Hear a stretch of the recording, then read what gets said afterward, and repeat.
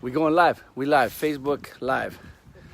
All right, so just three of us, man. Three-man crew. That's Al. We live. That's Brett. Live. That's Al, and we want to show you what we did today. And kind of took what, about a day on this? Yeah. About a day. So we got the tree, the artificial tree going on here, and inside here is the old pizza oven in there. So there's the pizza oven. And there's the tree like that. We did this down in Del Rey. So we figured we'd emulate it and do it again. So Joe watches every now and then and you can see what we're doing. How you doing, Mr. Trotter? I want to come by and say hi there. That's my mattress man there. Brendan Lee, we need to talk. How you doing, sir? Brian Marshall's on there. So that's what we did. We used the G2 or the harder stuff to do this first, and then later on we put the vertical on there afterwards. And we use the vertical, we have kind of our own mix, and we put that on there, and then we carve. And so, you know, when you come back to training, you learn more and more and more. And of course, when you become part of the Stonemakers family, you can come back over and over and over again. And, you know, I mean, I get accused of charging too much for whatever I teach, but that's my prerogative. And of course, I charge that much because I think it's worth it. When you can do walls without forms, and you can do them good, well, then you don't need to come. But this is all the stuff we did over here. These are walls without forms down here. Let me show you here. This is a wall we did with no forms. It's a simple little tiny wall. Look how nice it is. We did this actually with the training we did, and look how nice that looks. No forms. We just threw the concrete on the ground, carved it up, and then we put trees in the corner. It's kind of a theme. Look at these nice panels. Look at the panels. I mean, a lot of people can carve really good, and but when you can put the panel emulates the stone and gets a really nice texture on it. Of course, there's the trees here. This goes up, and then we did a fireplace here, and this didn't take all of not to a few hours. Now, this is cool. It's all panels. You can see we haven't mudded it, but you can see we have the insert in there, and then of course we have the two wings right there, which is, and of course we do our tops. We do our nice tops. A lot of you guys have gone to training or even come to training 4 and 5 and 6 years ago. You don't know how to do this yet. You got to come back and learn, or go on to Build Outdoor Online and learn how to do this stuff. This is all. Look at this. This is a great piece right here. This whole fireplace here was put together in just hours, and it looks pretty nice. It's pretty nice. You just got the insert, and then you put the panels around it, and the flue goes to the top, and you have a beautiful fireplace there. And of course over here the tree pizza oven. Looked like it's just out of a Keebler tree or something like that. And I'm gonna take it up a little further up here. But look how nice that looks. It looks really cool, huh? Yeah.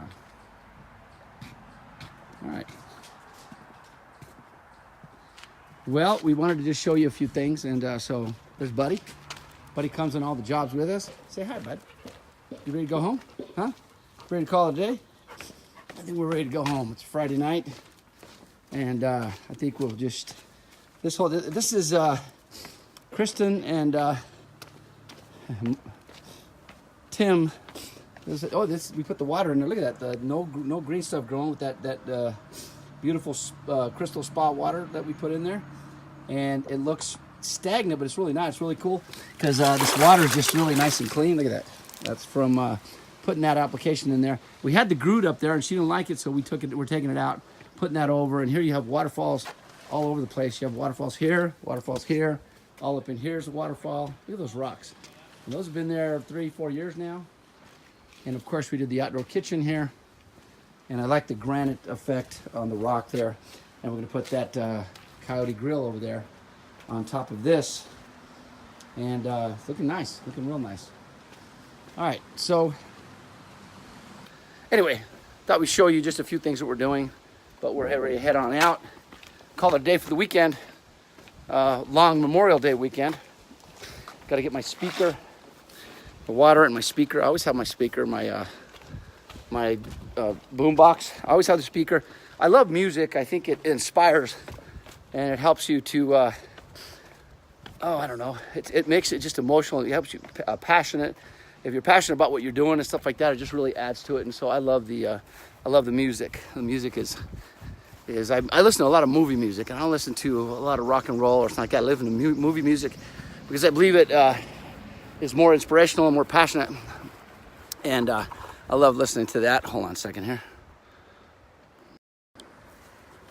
All right, buddy, you ready to get in the truck? So this guy, from the morning that he wakes up in the morning, he just cannot wait to get inside this truck. So, you know, stay with us all day. You ready to go home? Yeah. I already wrecked my brand new truck here. Look at this. I already ran it right into a log up over here. And so, one of those things. What can you do? All right. Well, here in New Hampshire, oh, I can't rotate the phone. All right. So, anyway, so we're ready to go home. Just wanted to go over a few things and kind of talk about, I know Mike Odell has on his time he has a Facebook Live. I really like listening to him. And so I like to do that every now and then, kind of showing what we do and showing, not how we do it too much, but just kind of show what we've done, the possibilities of what can be done. Man, I got some sun today.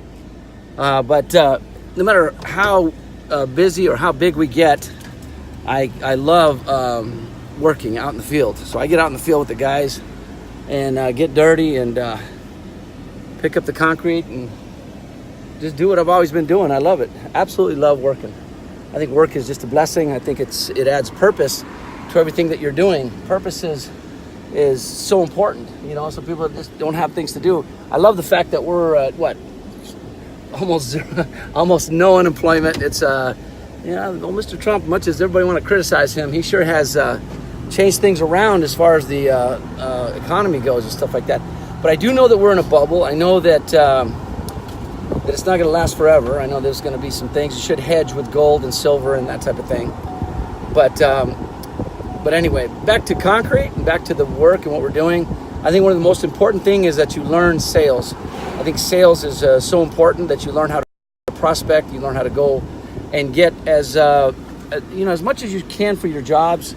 Not too much, but and I have a lot of customers on my Facebook, but I'll tell you right now, I try to get as much as I possibly can. And I think that there's nothing wrong with that. I think that if I'm worth it, then I should. I think that you ought to do the same thing. If you charge too little, I think those are the times that I've had the most problems with most of my customers, is when I don't charge enough. Whoops, gotta get the old seatbelt on.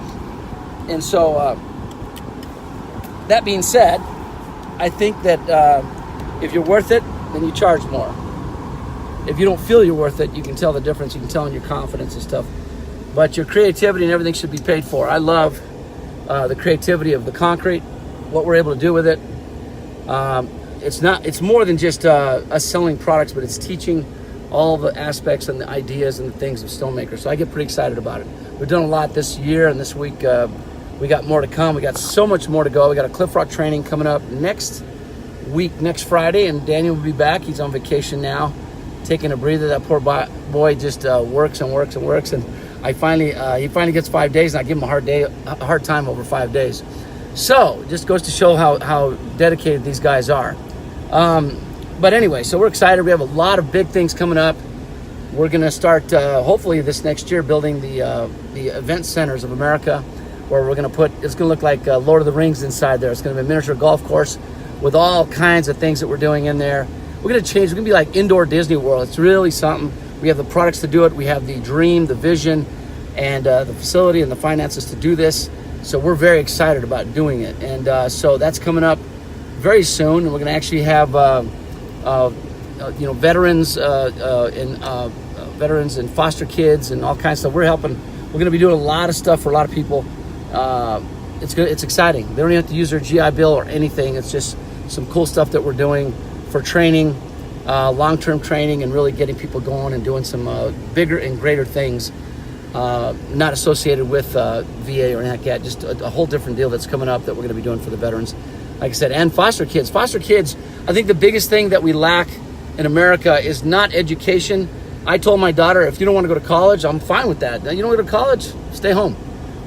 Actually, let's go to work.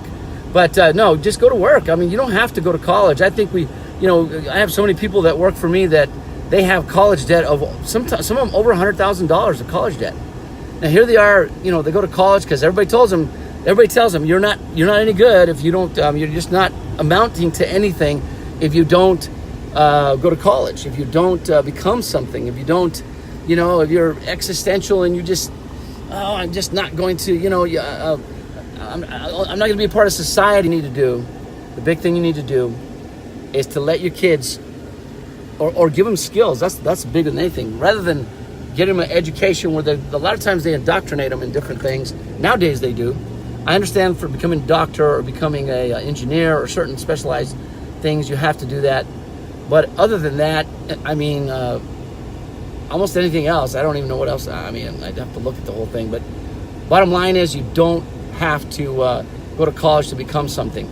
You look at some of the greatest entrepreneurs and the greatest successes have been, they didn't go to college. And I don't just say that because I didn't go to college. I kind of wish I would have. I would like to have learned more. But the fact is that you don't have to, and I think you need to do skills. I think we lack in America, and I heard this, the Dirty Jobs guy, I can't think of his name, Mike, I can't think of his name, but anyway, this morning I heard him on the news. He said, the biggest thing we lack in America, the biggest thing I think that we are bankrupt of is in the skills department and the work ethic department. And he gives away scholarships that kids that write him and stuff like that just on work ethic and their story. So work ethic is everything. To get in there and work, and everybody's like, Dave, all you do is work. Don't you take a vacation? I love working. That's part of my vacation almost.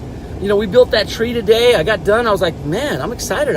We got to do so much today, just two of us. And then, of course, Tony and the other guys are doing other things.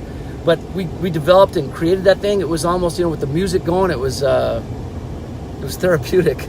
So anyway, I just wanted to talk about that. Get your skills up. Get your skills. Get your sales skills up. Get your concrete skills. Get on things. Learn as much as you can. Keep learning. Everybody teaches me all the time. I guarantee you, you're never too old to learn, and you're never too young to teach. So with that, you guys have a great Memorial Day weekend.